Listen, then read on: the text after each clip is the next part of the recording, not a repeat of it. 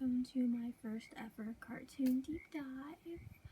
I know usually I talk about like anime and anime based stuff and anime and cosplay and anime, but I do also watch cartoons like Amphibia and The Owl House, Craig of the Creek, Gumball, Gravity Falls when it was on. I just don't talk about them as often. Anyway, today I'm going to talk about Shera and the Princess of Power. More specifically, the 2018 Netflix one, not the 80s one. I've actually never seen the 80s one, so I can't really talk about that one. But anyway, I actually didn't get introduced into the 2018 Shera until the very end. Until their 5th and final season. Apparently in the 5th and final season there was a kiss, and that's all I heard everywhere I went. Well, on social media, on Pinterest and every social media I have, all I could hear was, there's a kiss, there's a kiss, there was a kiss, there's a kiss, there's kissing, there's representation, and there's kissing. There's a character named Double Trouble who's like me, and there's kissing. So yeah, only knowing those two things, I found out it was called Shera, found out it was on Netflix, said, hey, I have Netflix, and started watching. And my first time I actually binged it within like 3 weeks or so, not really paying attention to what's going on because I was so worried about meeting the Double Trouble, meeting this character that's like me, and seeing the kiss, because I didn't know it was in their 5th and final season. So I was just sitting there waiting for it and waiting for it and waiting for it.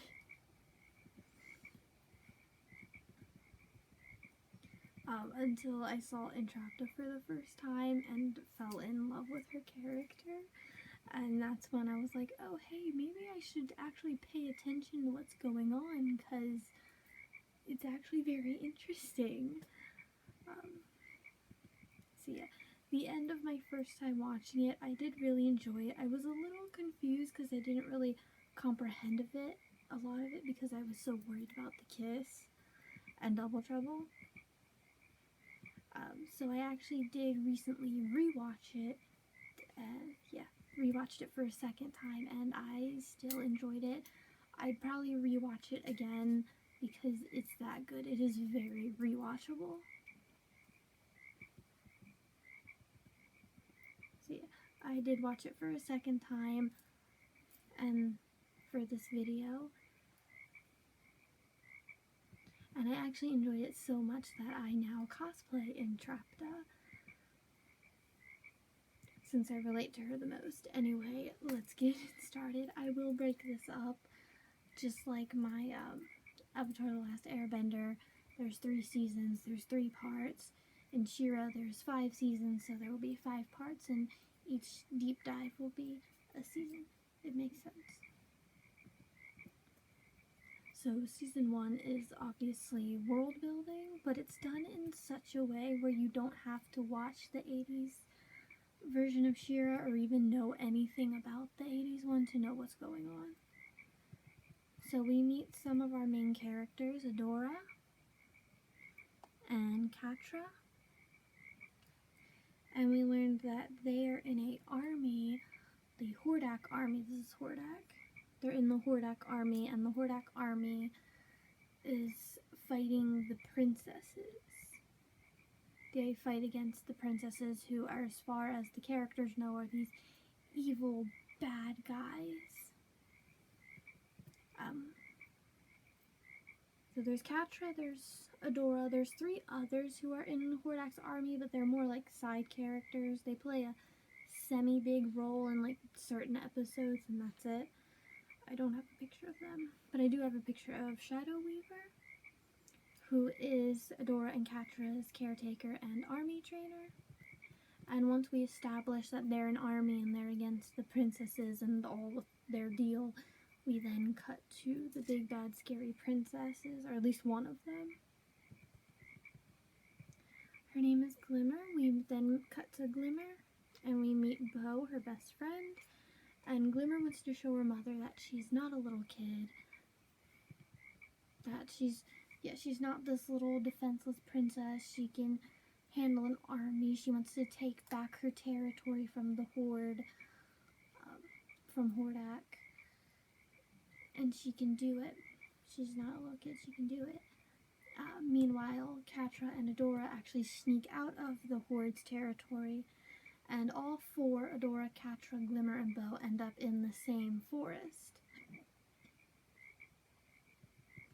Adora, while in the forest, does get separated from Catra and ends up finding a sword.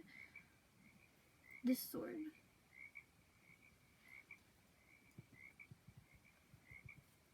Ends up finding a sword, and then after touching it, she touches it, and then she starts to have this, like, vision almost. She starts to see visions. Glimmer and Adora end up finding each other, and of course they're like, oh no, a princess. Oh no, a Horde soldier. So they just get into the little fight over the sword, and in the end, Adora ends up being captured by Glimmer and Bow. Adora finally starts to see, well, she ends up getting captured by Glimmer and Bow, so Glimmer wants to take her back to her kingdom to prove to her mother, see, look, I caught a Horde soldier. Now you'll trust me with an army. But they have to get to the kingdom first, and when they do, they cut through this small village that's just, they're celebrating something, and Adora sees, hey, maybe the Horde's the bad guys and not the princesses.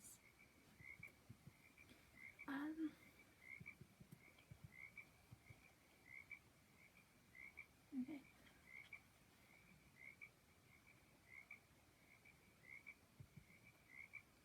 And they end up finding an old temple also, left behind from the first ones, which is obviously the people that were there before. Well, it's self-explanatory. The first ones, they were the first people to explore the planet that they're now on. In the end of Season 1, Adora finds out by saying, for the honor of Grayskull, that she can transform into Shera. And in the old temple the old temple that they found ends up being like Shera's temple. Yeah. Meanwhile, Shadow Weaver sends Catra to go find Adora. Catra ends up finding Adora while destroying the small village that they were passing through just for, I don't know, fun.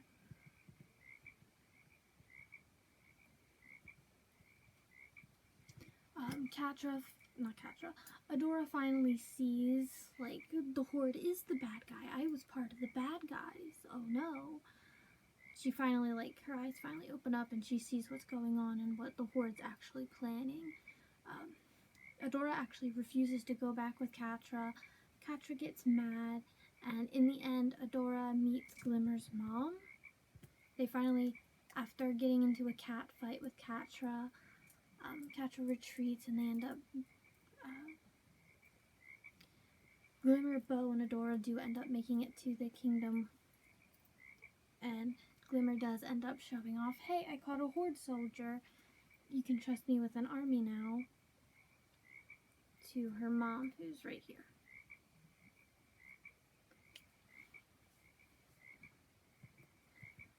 Adora ends up meeting Glimmer's mom, who I just showed you, and Adora agrees to fight alongside of the princesses as Shera and fights the Horde.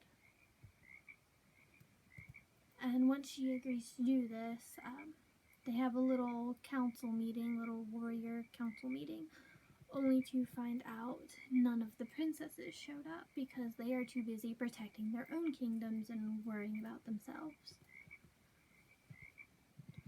Which means Glimmer, Bow, and Adora gotta catch them all, gotta catch all the princesses. And the first princess we meet is Perfuma. Perfuma right here. The first princess they meet is Perfuma, who can control flowers and plants. She's a very happy, hippie princess, and she is hoping that everything's just gonna magically sort itself out because she has hope that it will, and that it's all gonna be okay.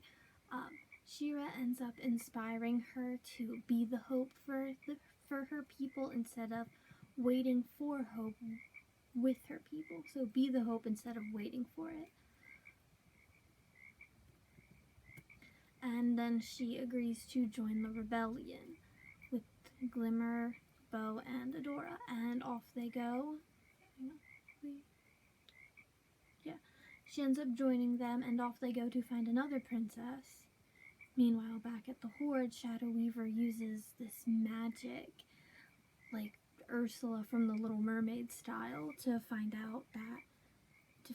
she finds out that Shera and friends are going to get Princess Mermista to join the rebellion. They have Perfuma. Where's Mermista? There's Mermista. Some of the pictures are out of order. She finds out that they're going to go to Princess Mermista and her kingdom to see if she will join the rebellion.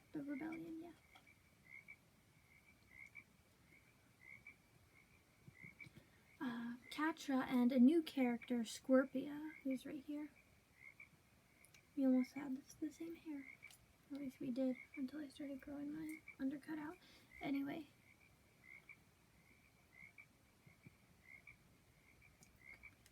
Yeah, Shadow Weaver sends Catra and Scorpia to go catch Adora and bring her back home. Adora and friends, with the help of another new character, Mermista's personal simp, Seahawk,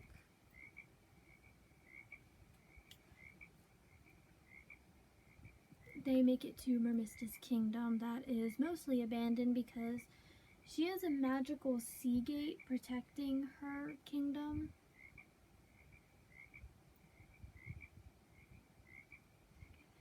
My piercing was crooked. She has a magical gate protecting her kingdom, but it's been slowly falling apart, and the people in her kingdom are getting scared because the gate's falling apart, so they're all slowly packing up and moving to another kingdom. It's slowly falling apart thanks to the Horde, so yeah. Shera uses her sword magic to fix the gate, but it's going to take a while, and while she's doing that, Catra shows up just in time to make it even more difficult. Eventually, Shera does fix the gate, and there you go, another princess for the rebellion, along with Simpy Seahawk. Next on our princess list is Entrapta, my favorite, whose kingdom is also completely abandoned, but it is due to her technology instead of a gate. So yeah, Entrapta is a tech genius who stays inside her castle building, building robots and eating tiny foods and fizzy drinks. Also, just a side note, just a little rant, a happy one. As somebody with autism, Entrapta is by far the best autism representation I've seen. Actually, I think it's the only canon one I know. We see her, she has comfort foods, which would be the tiny foods and the fizzy drinks. She uses her hands to talk a lot, and actually her hair is alive, sort of, and it moves like hands, so she uses her hair and her hands to talk a lot. Her special interest is robots, and we actually see her talk about robots a lot, and how excited she gets about robots and tech, and First One's tech, and yeah. She has a hard time with social cues, something all autistic people struggle with, and I think she stims a few times. I don't know. I wasn't paying that close attention to her, but I saw the signs and I got excited. But yeah, I could go into way more detail, but that deserves an entire video all on its own. So yeah.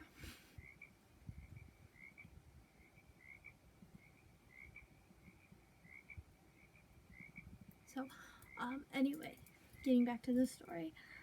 all of Entrapta's robots are being infected by a virus which makes them attack everyone. And because Shera's sword is also made out of First One's tech, the stuff that she uses on her robots, Shera's sword, and Shera also, because she needs the sword to turn into Shera, she ends up getting infected with the virus too. And Bo ends up saving the day this time, and Entrapta joins the rebellion because, well, they did just save her life from her robots, and also she's a tech genius, so they might be useful. And she does have this First One's tech disc. That's important. Remember it. And then finally we take a small break from trying to catch all the princesses, which I did like. Which I did like because the episode was still story driven, even though they didn't recruit anyone for the rebellion. And if they kept catching princesses after princess after princess, I might have gotten bored and stopped watching. So yeah, I do enjoy this little pause between recruiting rebellions. Anyway, we get to meet Glimmer's aunt, who is some kind of sorceress. Do I have a picture? No, I don't. I thought I did. Anyway, Glimmer's aunt, who is some kind of sorceress, she runs her own little, spa place. And we get a little backstory involving a sorceress named Light Spinner, who turned evil and was casted out. I wonder who that is. After the vacation episode, they get invited to Princess Prom, which is, it is what it sounds like. It's a big party for princesses only. And this year it is being held in the Ice Kingdom by Princess Frosta, who is right here. Oh, I didn't show you Entrapta. This is Entrapta. See? I told you. Her hair, it moves like arms. Isn't she pretty? But yeah, Princess Prom is being held in this Ice Kingdom by Princess Frosta. Also, why are all the princesses' names ending in sta? Perfuma, Mermista, Frosta, Entrapta, Scorpia. And it's not just the princesses. Catra, Netosa, Flutterina. Why is it all ending in an A? Anyway, it is revealed in this exact episode, actually, that Scorpia is actually a princess, which doesn't make a lot of sense. Like, where was she because she's on the Horde side, so where was she when the Horde was teaching everyone that princesses are bad? I don't get it. Like, wouldn't she have been like, hey, I'm actually a princess and I'm not bad? Like, I don't get it. It would have made a lot more sense if she didn't know she was a princess and then figures it out, on her own with the audience. But no, she gets invited to Princess Prom, and Catra asks her how she got an invitation. She just goes, oh, don't you know I'm a princess? And then it's never questioned.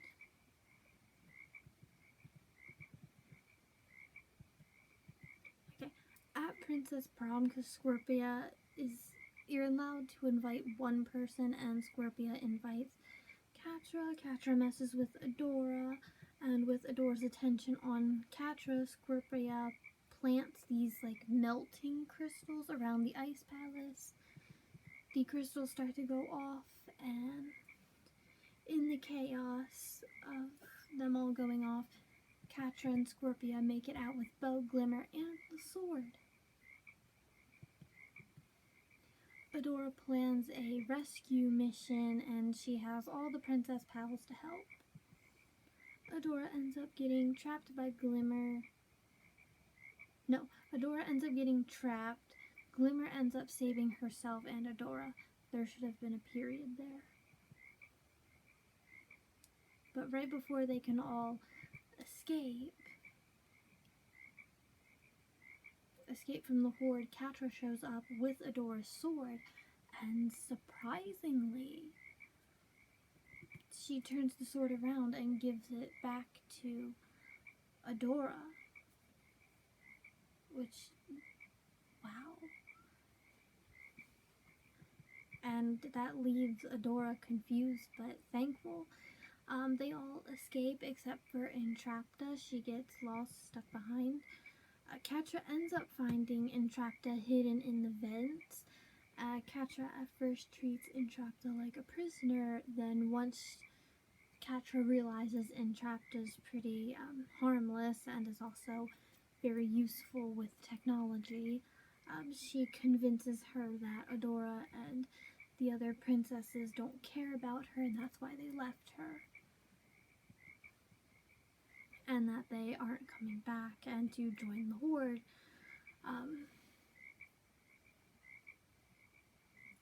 And which Entrapta does eventually fall for it.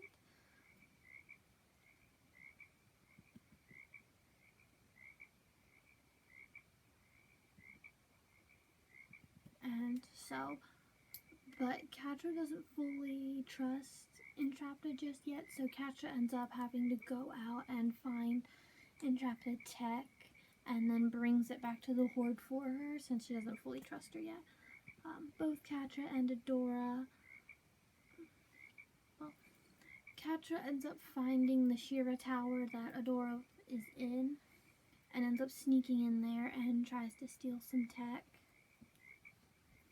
The alarms go off in the temple, trapping both girls inside. We see Shera talking to a hologram and having trouble getting the answers. There's a hologram in the tech temple Shera tower named Light Hope, and Shera or Adora is trying to get answers out of her as to why she's Shera and all that, why she was chosen, and is getting nowhere. But then Catra steals a piece of tech, which sets off the alarms, trapping them both inside.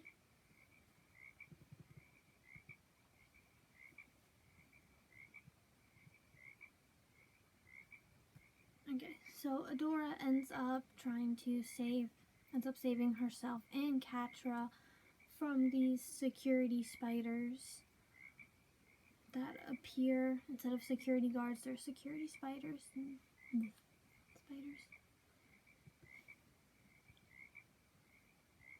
And they both end up running into this hologram room.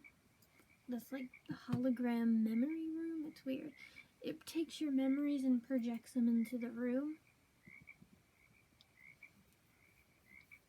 And they basically watch themselves as kids as they start bonding when they were little. We get to see like how their friendship got started, how they met. We see some of Catra's childhood trauma, which explains a lot of why she acts the way she does. We see her and Adora get into a little argument, and we see them, her and Adora start to get into a little argument as they flash back and forth between their kid and adult selves, which is visually showing us how long these feelings were buried for Catra. Catra eventually says the reason why she gave Adora back the sword was so she wouldn't come back to the horde, so she wouldn't come back.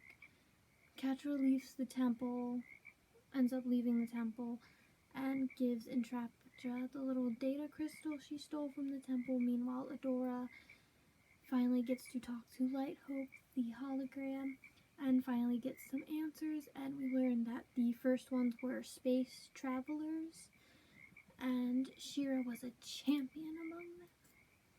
And there was actually a line of Sheras, Avatar the Last Airbender style. But the Shera before Adora broke that line, and each one of the princesses' powers come from a rune stone. So the plan is to get the princesses together with their runestones to save the planet from the Horde. And Trap discovers she can hack the stones and is testing it on the Black Garnet, which is Scorpia's stone, which the Horde has control over because Scorpia is in the Horde. So the Horde has one runestone. Catra, who is now second in charge by Hordak, decides now is a good time to try and take Glimmer's stone, which is the Moonstone. Me. So yeah, Catra ends up showing up to Glimmer's kingdom and is kicking right now.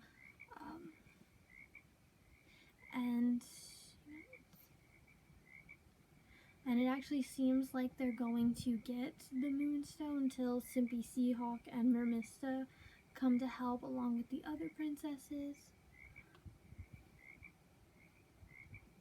And they actually all use their Runestone and Glimmer's Moonstone in this big, final battle season 1 ending, where they all use their Runestones and they all turn a solid color because of the magic, and they all make a big rainbow magic wave that to drown the Horde. And I got pictures of it. Yeah, see? They all use their runestones and they all turn into one solid color.